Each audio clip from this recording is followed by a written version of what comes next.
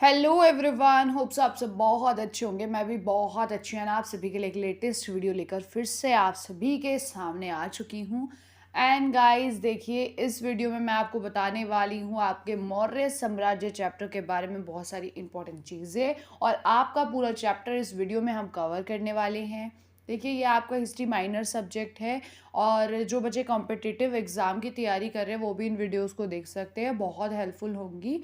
And मैं आपको अच्छे से बताऊंगी मौर्य प्रशासन के बारे में। तो चलिए शुरू करते हैं वीडियो को बिना देरी किए। जैसे कि पता है आपके एग्जाम्स पास आ रहे, तो मैंने सोचा आप सभी को आपके चैप्टर्स पढ़ा दिया जाए। और जैसे कि आपको पता है, आपके चैप्टर का नाम है मौर्य साम्राज्य प्रशासन, अर्थव्यवस्था, अशोक का धम्म, स्तंभ और शिलालेख। तो इन्हीं चीज़ों के बारे में हम विस्तार से इस वीडियो में जानने वाले हैं, और मैं आपको हर एक बेसिक चीज़ें इस वीडियो में क्लियर कर दूंगी ताकि आपको कोई प्रॉब्लम फेस ना करनी पड़े। बाकी अगर आपको कोई डाउट हो तो आप कमेंट करना, मैं आप सभी का रिप्लाई ज़रूर दूंगी। यहाँ पे चलिए मैं आपको बताती हूँ मौर्य साम्राज्य के बारे में। सबसे पहले मौर्य साम्राज्य का इतिहास देखते हैं, टाइम पीरियड देखते हैं, और कुछ चीज़ें जानते हैं जिन बच्चों ने बिल्कुल भी मौर्य साम्राज्य के बारे में नहीं पढ़ा, ताकि उन्हें भी चीज़ें क्लियर हो जाए। और होप सो आपने 12th क्लास में मौर्य साम्राज्य चैप्टर ज़रूर पढ़ा होगा। यहाँ पे क्या है, मौर्य साम्राज्य भारत का बड़ा साम्राज्य था। यानी कि जो मौर्य साम्राज्य था वो बहुत ही बड़े क्षेत्र पर फैला हुआ साम्राज्य था, ठीक है, जिसकी स्थापना चंद्रगुप्त मौर्य ने 322 ईसा पूर्व में की। यह साम्राज्य भारतीय उपमहाद्वीप के विशाल भाग पर फैला था, और इनके अंतिम सम्राट अशोक थे। तो याद रखना कि ये पहले तो भारत के उपमहाद्वीप में फैला हुआ था, बड़े ही विशाल क्षेत्र पर फैला हुआ साम्राज्य था। और इसके संस्थापक कौन थे? चंद्रगुप्त मौर्य थे। टाइम पीरियड क्या था? 322 ईसा पूर्व था। और इसके जो अंतिम सम्राट थे वो अशोक थे। यानी कि हम चंद्रगुप्त मौर्य और अशोक के बारे में इसमें ज़्यादा डिटेल से पढ़ने वाले हैं कि जो इसके संस्थापक थे उन्होंने किस तरह से अपना प्रशासन चलाया, और आगे चलकर अशोक के टाइम तक वो कैसा रहा, क्या चेंजेस आए, वो सब चीज़ें हम यहाँ पे पढ़ने वाले हैं। इस काल में शासन प्रणाली, अर्थव्यवस्था, सामाजिक संरचना और धार्मिक गतिविधियों में महत्वपूर्ण परिवर्तन देखने को मिले। अब जब ये काल आया तो बहुत सारी चीज़ें चेंज हो गई। होता है ना, जैसे कि एग्जाम्पल देती हूँ, मोदी जी, जब से मोदी जी आए तो भारत बहुत ज़्यादा चेंज हो गया है। इसमें बहुत सारा जो है उन्नति आपको देखने को मिली, है ना। सेम ऐसे ही जब जैसे ही मौर्य साम्राज्य आया और इसके जो संस्थापक थे चंद्रगुप्त मौर्य, जब इनका शासनकाल था तो बहुत ही ज़्यादा परिवर्तन देखने को मिले जो कि अच्छे थे, ठीक है। अब वो हम यहाँ पर पढ़ने वाले हैं। मौर्य शासन की विस्तृत प्रशासनिक व्यवस्था और अशोक के दम ने भारतीय इतिहास में एक नई दिशा दी।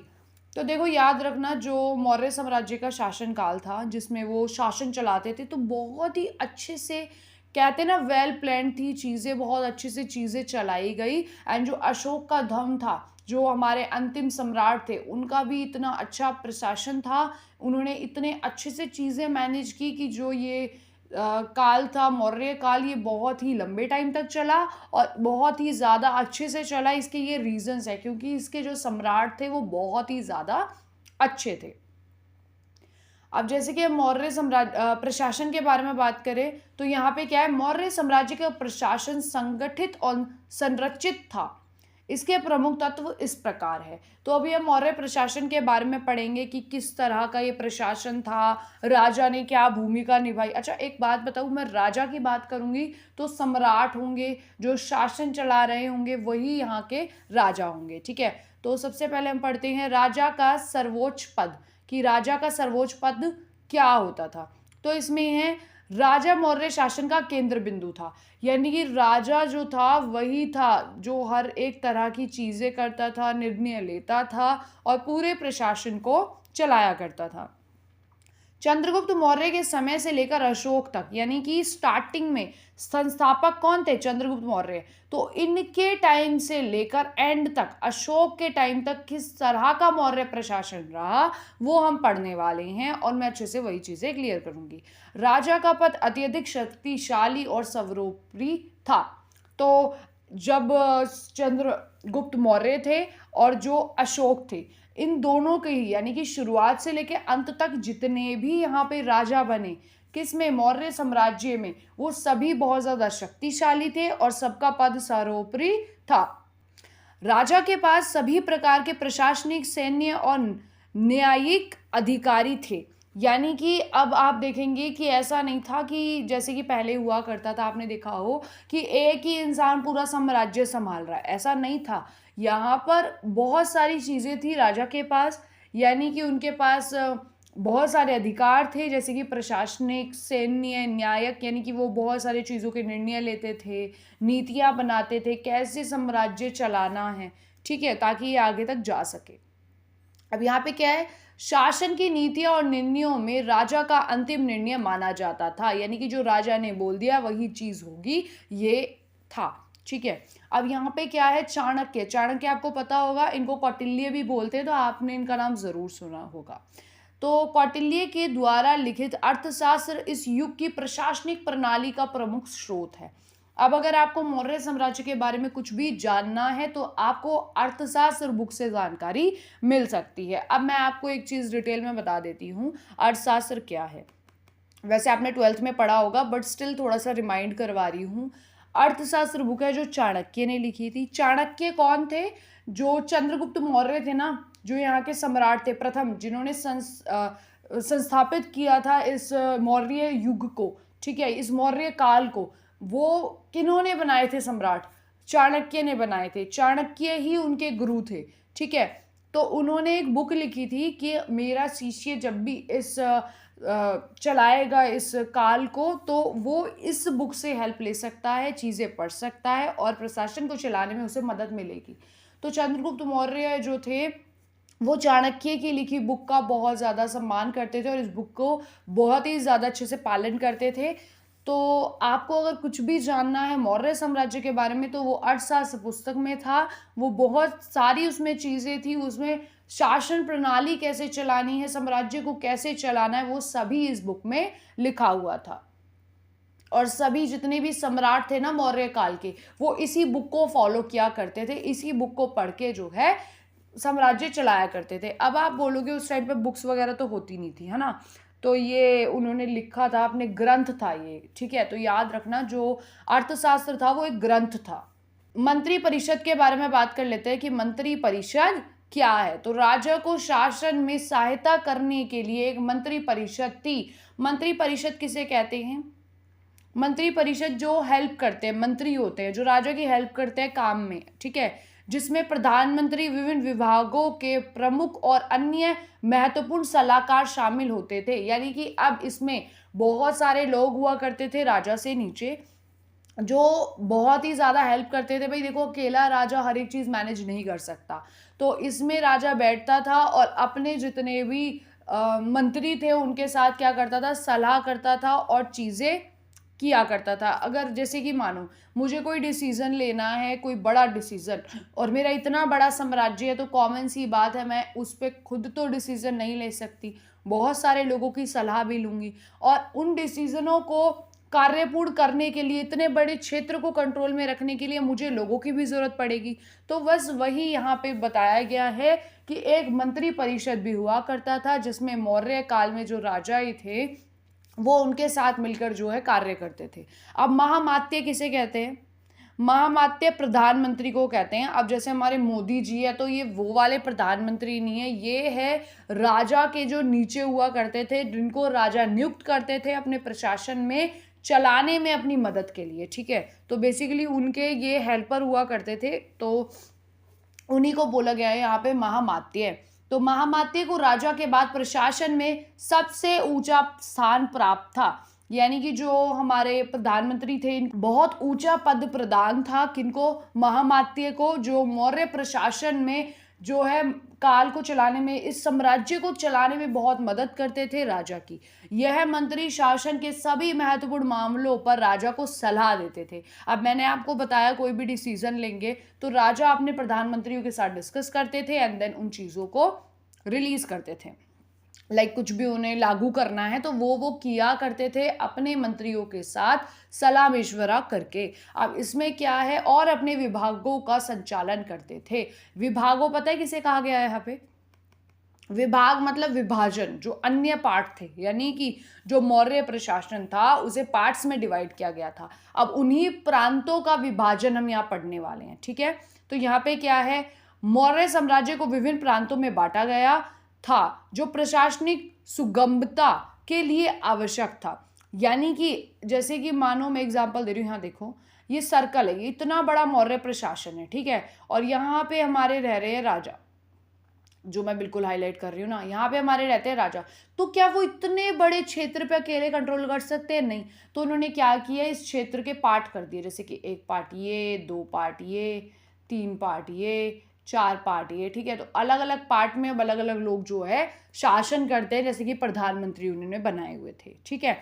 अब यहाँ पे क्या है, प्रत्येक प्रांत का शासन एक प्रांतीय अधिकारी जिन्हें प्रांतपाल कहा जाता था के अधीन होता था। अब जो ये पूरा साम्राज्य था, मैंने आपको बताया एक पूरा ये साम्राज्य है, इसमें छोटे छोटे प्रांत बना दिए ऐसे, ठीक है।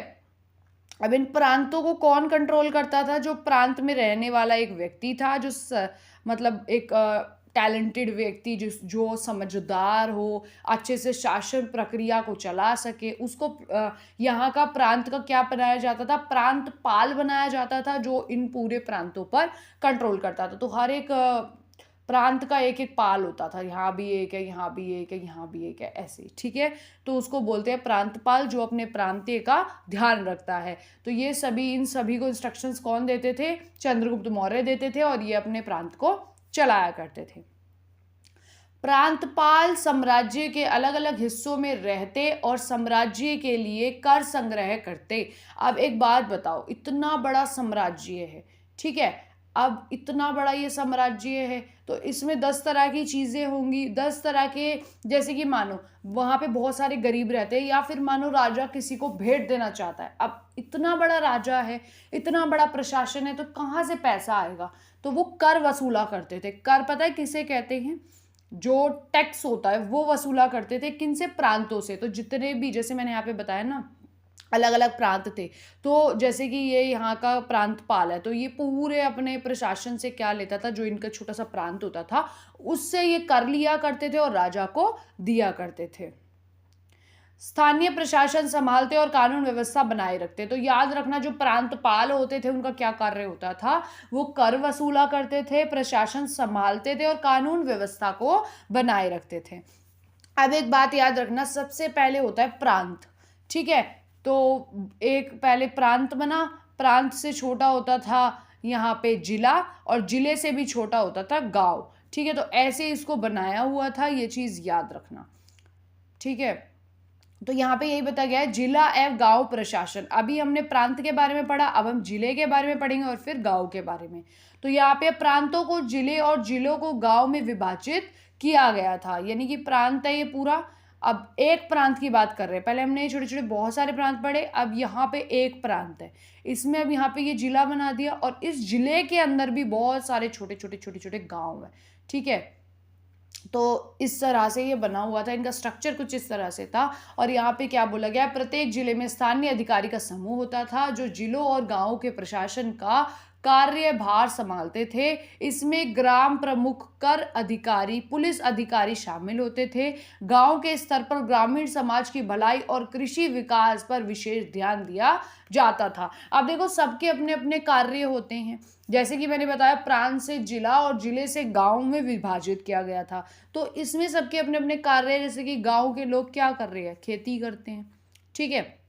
तो यही इसमें ये बताया गया है कि प्रांत जिले में स्थानीय अधिकारी का समूह होता था, यानी कि जो जिला है उसमें कौन रहते थे? स्थानीय लोग रहते थे, बहुत सारे उसमें अधिकारी रहते थे, जो जिले और गांव प्रशासन का कार्यभार संभालते थे। वो क्या करते थे? जिले में जो लोग रहते थे, जो जिले को भी देखते थे और गांव को भी देखते थे, और पूरा कार्यभार संभालते थे, अच्छे से चीजें देखते थे कि हाँ सब कुछ सही हो रहा है, ठीक है। इसमें गांव प्रमुख, कर अधिकारी, यानी कि कर मतलब जो टैक्स वसूलता है, पुलिस अधिकारी शामिल थे, यानी कि जो पुलिस के लोग थे वो भी कहाँ रहते थे? जिलों में रहते थे। और कर अधिकारी जो टैक्स वसूला करते थे वो लोग भी इसी में रहा करते थे। और गांव के स्तर पर क्या बताया गया है कि ग्रामीण समाज की भलाई और कृषि विकास पर विशेष ध्यान दिया जाता था। अब जो टैक्स वसूला जा रहा है, क्यों वसूला जा रहा है?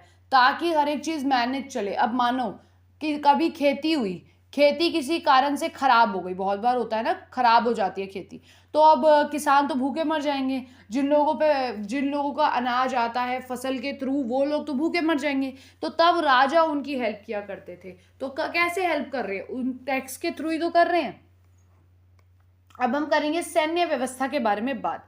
सैन्य व्यवस्था है जो राजा की सेना होती थी, अब उनके बारे में हम बात करेंगे कि अब मौर्य प्रशासन इतना बड़ा था तो उस पर बहुत अच्छे से सेना का कंट्रोल था कि कोई बाहरी व्यक्ति या बाहरी देश आक्रमण ना कर दे, या फिर बाहरी साम्राज्य इस साम्राज्य पर आक्रमण ना कर दे।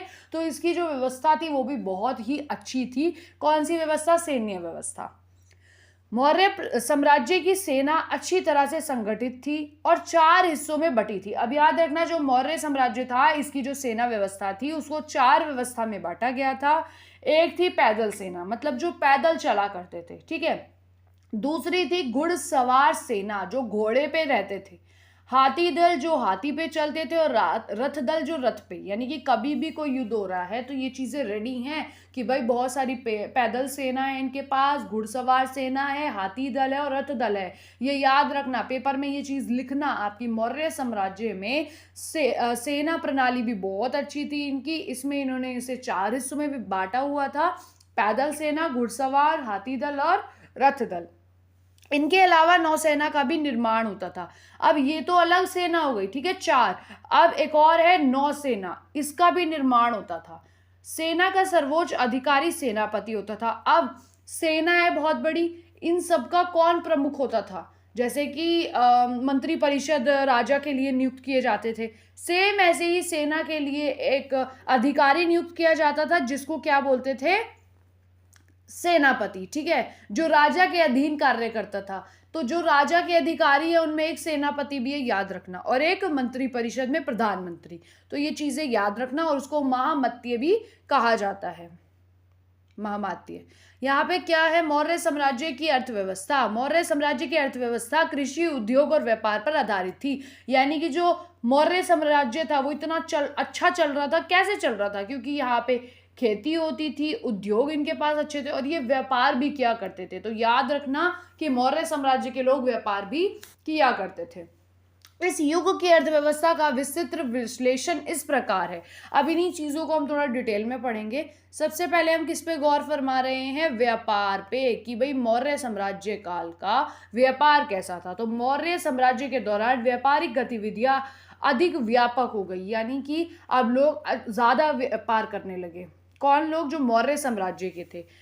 और याद रखना, व्यापार पहले भी हो रहा था मौर्य साम्राज्य से, पर जब मौर्य साम्राज्य आया तो इसके दौरान गतिविधियां अधिक हो गई, यानी कि अब ज्यादा व्यापार होने लगा। साम्राज्य के अंतर्गत और बाहरी व्यापार को बढ़ावा दिया गया। अब याद रखना, मौर्य साम्राज्य में क्या हुआ? आंतरिक व्यापार, यानी कि मौर्य साम्राज्य के अंदर एक जगह से दूसरी जगह तो व्यापार हो रहा था, प्लस अब बाहरी व्यापार भी होने लगा, यानी कि साम्राज्य के बाहर के लोगों के साथ भी व्यापार होने लगा। सिल्क रूट के माध्यम से व्यापार होने लगा। पता है सिल्क रूट क्या होता है?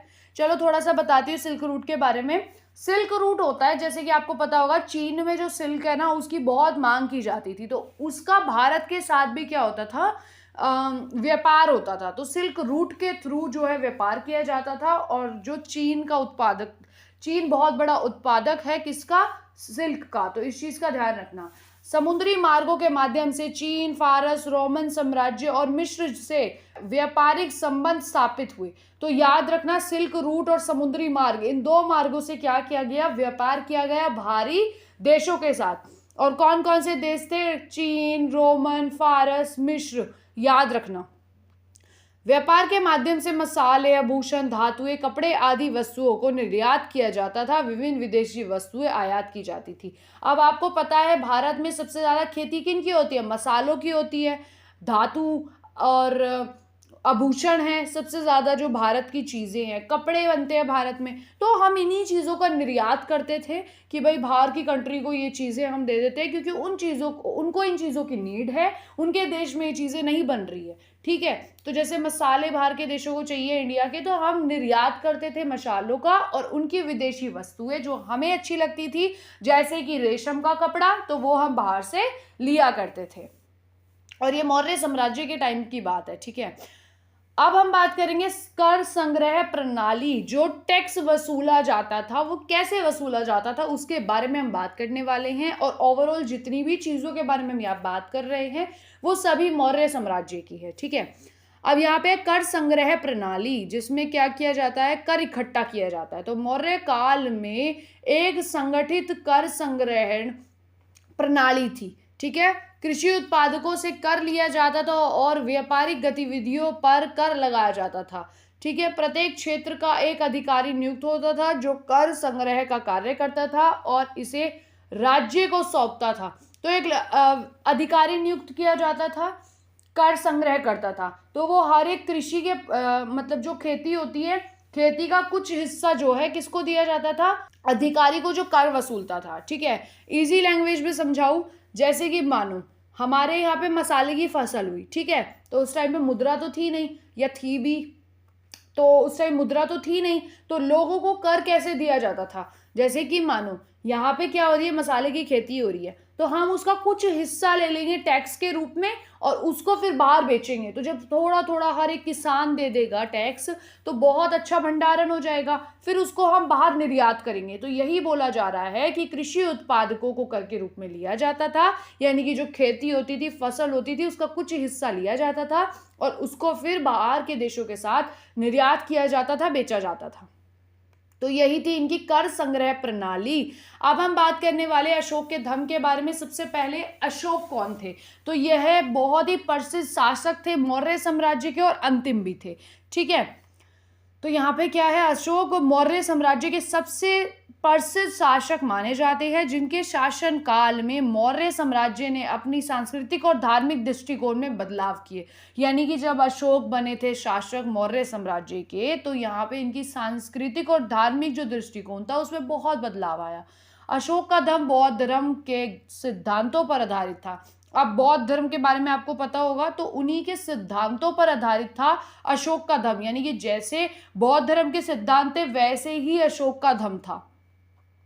धम्म की अवधारणा, यानी कि धम्म में ना बहुत ऐसी अच्छी चीजें थी जो लोग इजीली फॉलो कर सकते थे और बहुत अच्छी थी, ठीक है। तो वही चीजें अशोक के धम्म में लिखी थी। अब वो क्या थी हम पढ़ेंगे कि अशोक के धम्म का मुख्य उद्देश्य समाज में अहिंसा करना और सहिष्णुता को बढ़ावा देता था।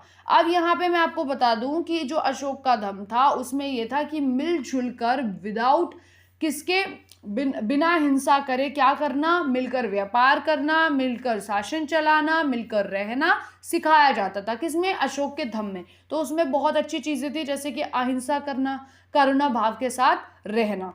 अशोक ने धम्म के माध्यम से अपने साम्राज्य में नैतिकता और सदाचार की नींव रखी। यानी कि इन्होंने अपने साम्राज्य में बेसिकली अपने धम्म के थ्रू क्या किया, जो इनका इतना बड़ा साम्राज्य था उसमें नैतिकता लाई, ठीक है। धर्म किसी विशेष धर्म का प्रचार नहीं करता था। यानी कि जो अशोक का धर्म था वो किसी भी एक धर्म का प्रचार नहीं करता था, सभी लोग इक्वली इस चीज को फॉलो कर सकते थे और इसमें सारी चीजें बहुत अच्छी थी। बल्कि यह एक नैतिक आचार संहिता थी जिसमें सत्य, सहिष्णुता, संयम और करुणा पर जोर दिया गया था। यानी कि इसमें वही बेसिक चीजें जो जरूरी है कि हमें सच बोलना चाहिए, हमेशा सत्य, करुणा भाव रखना चाहिए, अहिंसा करनी चाहिए, तो वही सारी चीजें इसमें थी। किसमें, अशोक के धम्म में। धम्म महामात्य क्या है, इसमें क्या किया जाता था, धम्म का प्रचार करने के लिए अशोक ने महामात्य नामक अधिकारियों की नियुक्ति की थी। यानी कि अशोक ने अपने जो उनका धम्म था उन्होंने क्या बोला कि इसको सभी लोगों तक संपूर्ण ज्ञान ये पहुंचना चाहिए। तो क्या करते थे लोग, जो उन्होंने अधिकारी नियुक्त किए थे वो अशोक के धम्म को कहाँ पहुंचाते थे, उनके जितने भी साम्राज्य में लोग रहा करते थे उन तक पहुंचाते थे। अब उनका कार्य था समाज में धर्म का प्रचार करना। यानी कि जो भी समाज है, इतना बड़ा प्रशासन है, उसमें क्या करना, जो अशोक का धर्म है उसका क्या करना, प्रचार करना, ठीक। मौर्य साम्राज्य है, इसमें कोई भी इंसान हिंसा नहीं करेगा, सत्य बोलेगा और करुणा भाव के साथ रहेगा। तो इस तरह का उनका धर्म था। लोगों को सद्गुणों के प्रति प्रेरित करना। तो वो लोगों को ना सद्गुण के प्रति भी प्रेरित करते थे। धम्म महामाते गांव गांव जाकर धम्म का प्रचार करते, यानी कि वो क्या करते थे, अलग अलग गांव में जाया करते थे, बहुत सारे लोग थे उनके अधिकारी, और वह लोगों को क्या बोलते थे, धम्म के बारे में बताते थे और उसका प्रचार किया करते थे। अब पहले पोस्टर्स तो लगते नहीं थे आज की तरह कि भाई पोस्टर लगवा दो और सब लोगों को पता चल गया। तो वहां पर क्या करते थे, जो अधिकारी वो नियुक्त करते थे वो जगह जगह जाया करते थे और अशोक के धम्म का प्रचार किया करते थे। अब धम्म का कैसे प्रचार हुआ वो हम पढ़ेंगे कि उन्होंने, भाई देखो पहले पोस्टर तो लगते नहीं थे, तो उन्होंने क्या किया, अशोक ने अपने धम्म का प्रचार करने के लिए शिलालेखों, स्तंभों और विभिन्न शिलाओं पर संदेश उत्कीर्ण कराए। अब पोस्टर्स नहीं थे, इसीलिए जो शिलाएं थी, ठीक है, उन पर उत्कीर्ण कराया गया, किनको, जो अशोक के धम्म थे, ताकि सभी लोग इनको पढ़ के इनका पालन कर सके। इसके साथ ही उन्होंने समाज में शिक्षा और स्वास्थ्य सेवाओं को बढ़ावा देने के अनेक कार्य किए। और इन्होंने क्या किया, शिक्षा को बहुत ज्यादा मान्यता दी जाती है इस टाइम पे। इसके साथ ही उन्होंने समाज में शिक्षा और स्वास्थ्य सेवाओं को बढ़ावा देने के लिए अनेक कार्य किए। अब इन्होंने क्या किया, अशोक ने शिक्षा को बढ़ावा दिया और समाज में शिक्षा को बढ़ावा दिया और स्वास्थ्य को बढ़ावा देने के लिए बहुत से कार्य किए इन्होंने। बौद्ध धर्म के प्रचार के लिए भिक्षुओं को विदेश में भेजा जाता था ताकि अन्य देशों में भी धर्म का प्रचार हो सके। अब बौद्ध धर्म में क्या होता था, बौद्ध धर्म के प्रचार के लिए भिक्षुओं को विदेशों में भेजा जाता था ताकि अन्य देशों में भी धर्म का प्रचार हो सके। तो मैंने अभी आपको बताया कि जो अशोक का धर्म था वो बौद्ध धर्म के सिद्धांतों की तरह ही था। तो जो बौद्ध धर्म के लोग थे उन्होंने भिक्षुओं को कहाँ भेजा था, विदेश भेजा था, ताकि बौद्ध धर्म ज्यादा से ज्यादा फैल सके। अब धम्म का प्रभाव, क्या प्रभाव पड़े अशोक के धम्म के, वो हम यहाँ पढ़ेंगे। तो अशोक के धम्म के कारण समाज में सहिष्णुता, शांति और करुणा का वातावरण बना। यह प्रभाव भारत के बाहर भी महसूस किया गया। अशोक के धम्म के सिद्धांत का प्रभाव श्रीलंका, अफगानिस्तान, नेपाल और अन्य देशों में भी पड़ा। तो याद रखना, जैसे बौद्ध धर्म के लोग बाहर भेजा करते थे तो धम्म का बहुत ज़्यादा प्रचार होने लगा, और इतना प्रचार हुआ कि बाहर के देशों में भी धम्म का प्रचार देखने को मिला, और श्रीलंका, अफगानिस्तान, नेपाल और अन्य देशों में भी जो ये धम्म था इसका बहुत ज़्यादा प्रभाव पड़ा। तो धम्म के प्रभाव पूछेंगे तो याद रखना कि अशोक के धम्म का प्रभाव बहुत पड़ा, बाहर भी देखने को मिला। इससे बहुत ही अच्छा वातावरण हो गया, शांतिपूर्ण वातावरण हुआ, और फिर जो अशोक का सिद्धांत था, धम्म के सिद्धांत थे, ये बहुत ही ज़्यादा फैल गए, जैसे कि श्रीलंका, अफगानिस्तान, नेपाल जैसे क्षेत्रों में भी इनका प्रचार प्रसार देखने को मिला। वैसे भी मैंने बताया ये साम्राज्य बहुत ही बड़े इलाके पे फैला हुआ था। तो ये भारत के उपमहाद्वीपों में फैला था मौर्य साम्राज्य। अब यहाँ पे था अशोक के स्तंभ और शिलालेख, यानी कि जो उन्होंने लिखवाया था ना अपना धम्म, जिन शिलाओं और स्तंभों पर लिखवाया था उनके बारे में हम यहाँ पे पढ़ने वाले हैं। तो अशोक ने अपने धम्म के सिद्धांत को प्रसारित करने के लिए शिलालेखों और स्तंभों का निर्माण कराया। यह स्तंभ और शिलालेख अशोक के धम्म की शिक्षाओं को दर्शाते हैं, यानी कि जो भी वो स्तंभ थे, जो शिलालेख थे, जिन पर उन्होंने अपने धम्म लिखवाए थे, उनसे अशोक की शिक्षाओं का पता चलता था और लोग उनको पढ़ के उनका पालन करते थे। अब अशोक के स्तंभ, स्तंभ किस चीज के बने थे, कैसे थे, वो अभी हम देखने वाले हैं। तो अशोक के स्तंभ पॉलिश किए हुए बलुआ पत्थर से बने थे। इसमें से सबसे प्रसिद्ध स्तंभ सारनाथ का सिंह स्तंभ है। तो याद रखना, जो स्तंभ थे अशोक के वो बहुत फेमस थे, जो कि पॉलिश किए हुए बलुआ पत्थर से बने थे। तो याद रखना, पॉलिश किए हुए थे और किस पे बने थे, बलुआ पत्थर पे बने थे। तो ये चीज याद रखना। और यहाँ पे क्या है, इनमें से सबसे प्रसिद्ध स्तंभ सारनाथ का सिंह स्तंभ है। याद रखना, सारनाथ का सिंह स्तंभ जो है बहुत ज्यादा प्रसिद्ध है, जो भारत का राष्ट्रीय प्रतीक है। कौन है राष्ट्रीय प्रतीक, सारनाथ का सिंह स्तंभ, ये भारत का राष्ट्रीय प्रतीक हुआ करता था। यह स्तंभ विभिन्न स्थानों पर लगाए गए थे और इन पर धम्म की शिक्षाओं को उत्कीर्ण किया गया था। इनमें करुणा, अहिंसा, सत्य के संदेश लिखे हुए थे। तो याद रखना, जो अशोक के स्तंभ थे, बेसिकली अशोक का धम्म था, वो स्तंभों पर लगाया गया था और बहुत अलग अलग स्थानों पे ये लगाया गया था ताकि लोग इनको पढ़ के इनका क्या कर सके, इनको अपने दिनचर्या में उतार सके। अब हम देखने वाले हैं शिलालेख के बारे में। तो अशोक के शिलाओं उनके साम्राज्य के विभिन्न भागों में पाए गए हैं, यानी कि जो शिलालेख है जिन पे अशोक के धम्म थे, ये साम्राज्य के अलग अलग दिशाओं में पाए गए हैं। इन शिलालेखों में मुख्य रूप से रॉक एडिक्स यानी कि शिला शासन और पिलर एडिक्स यानी कि स्तंभ शासन शामिल है। इन पर धर्म के सिद्धांत, प्रशासनिक आदेश और साम्राज्य सुधार से जुड़े आदेश लिखे गए थे। यह शिलालेख प्रजा के बीच धर्म का प्रचार करने का महत्वपूर्ण साधन थे। यानी कि जो अशोक का धर्म था उसका प्रचार किसके थ्रू हो रहा था? शिलालेखों के थ्रू हो रहा था। और इन पर क्या चीज लिखी थी जो मैंने आपको बताई, ठीक है, प्रशासन को चलाना, इसमें अच्छे से रहना, किसी से अहिंसा करना, ठीक है, तो ये सब चीजें इसमें थी। अब इसमें था शिलालेखों की भाषा और लिपि के बारे में हम बात करने वाले हैं कि जो शिलालेख थे वो किन भाषा और किन लिपियों में थे। तो अशोक के शिलालेखों में प्राकृत भाषा और ब्राह्मी लिपि का प्रयोग किया गया था। कुछ शिलालेखों में ग्रीक और अरामाइक भाषा का भी प्रयोग किया गया था जो उनकी विदेशों के साथ संबंधों को दर्शाता है। स्थानीय भाषाओं के रूप में आम जनता इन शिलालेखों को आसानी से समझ पाती थी। तो यहाँ पे स्थानीय भाषाओं का प्रयोग किया गया था जिनसे इजीली लोग समझ पा रहे थे इन धर्म को, अशोक के धर्म को। याद रखना जो इनके शिलालेख थे इन पर जो अशोक का धर्म था वो प्राकृतिक भाषा में था, ब्राह्मी लिपि में था और बाहर की देशों की भाषाएं भी देखी गई जिससे इनके विदेशी देशों के साथ संबंध पता लगे। और ये पता लगा कि मतलब ज़्यादा अब इसमें देखो ब्राह्मी लिपि भी है, प्राकृत भाषा भी और बाहर के देशों की भाषा भी है। तो इससे ये पता लगा कि अब लोगों के साथ इनका जो अब ज़्यादा लोग इस स्तंभ को पढ़ पाएंगे, इन धर्मों को पढ़ पाएंगे और इनको अपने जीवन में उतार पाएंगे। तो इसीलिए ज्यादा प्रचार प्रसार भी हुआ अशोक के धर्म का। अब इसका क्या महत्व था? अशोक के स्तंभ और शिलालेख इतिहास की दृष्टि से अत्यधिक महत्वपूर्ण हैं।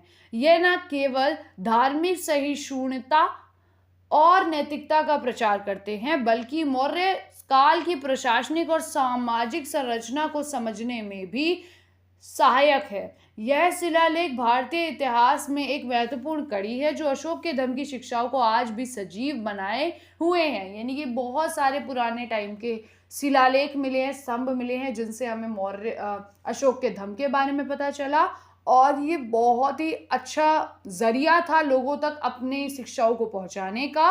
और ये बहुत महत्वपूर्ण है, इतने ज़्यादा महत्वपूर्ण स्रोत है जिनसे हमें किसके बारे में पता चला? मौर्य काल के बारे में और अशोक के शासन काल के बारे में।